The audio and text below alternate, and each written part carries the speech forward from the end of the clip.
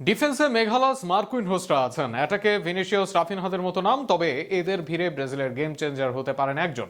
Manchester ইউনাইটেডের Casemiro Henrique বদলে দিতে পারেন ব্রাজিলের চিত্রই, এনে দিতে পারেন সাফল্য। অন্তত কার্লো আনচেলত্তি জানেন তাকে টেকনিক্যালি ব্যবহার করতে হয় ঠিক কিভাবে। সেই বিশ্লেষণ নিয়েই থাকছে প্রতিবেদন।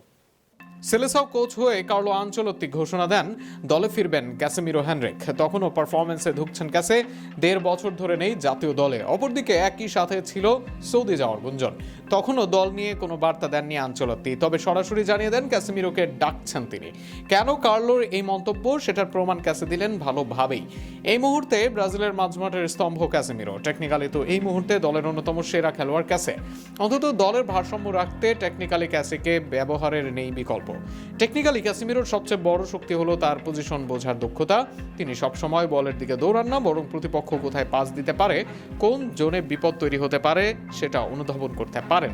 আর সেটা আগে থেকেই বুঝে জায়গা নেন, ফলে তাকে অনেক সময় স্পেস কন্ট্রোলার বলা হয়। ব্রাজিল যখন আক্রমণে উঠে যায়, তখন ফুলব্যাকদের পেছনে যে ফাঁকা জায়গা তৈরি হয় সেটি কভার করার দায়িত্ব মূলত ক্যাসেমিরোর কাঁধেই থাকে। আর সেই দায়িত্ব ভালোভাবেই পালন করেন তিনি। আধুনিক ফুটবলে কাউন্টার অ্যাটাক ঠেকানোর সবচেয়ে কঠিন কাজগুলোর একটি। ব্রাজিলের আক্রমণাত্মক স্টাইলের কারণে অনেক সময় মিডফিল্ড ফাঁকা হয়ে যায়। প্রতিপক্ষের সুযোগ তৈরি হয় যেখানে কাউন্টার থাকে, গোল হজমের সম্ভাবনা। সেখানে বাধা হয়ে দাঁড়াতে পারেন ক্যাসেমিরো।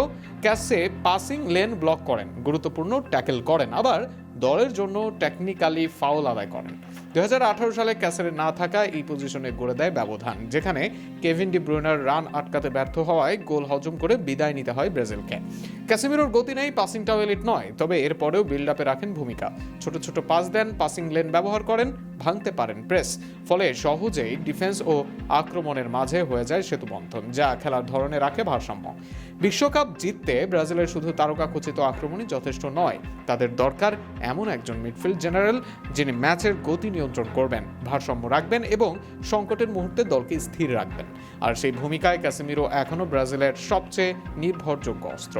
কার্লো আনচেলত্তি যদি তাকে পূর্ণ ব্যবহার করতে পারেন, তাহলে আগামী বিশ্বকাপে ব্রাজিলের আসল ট্র্যাম্প কার্ড হবেন এই মিডফিল্ড যোদ্ধাই।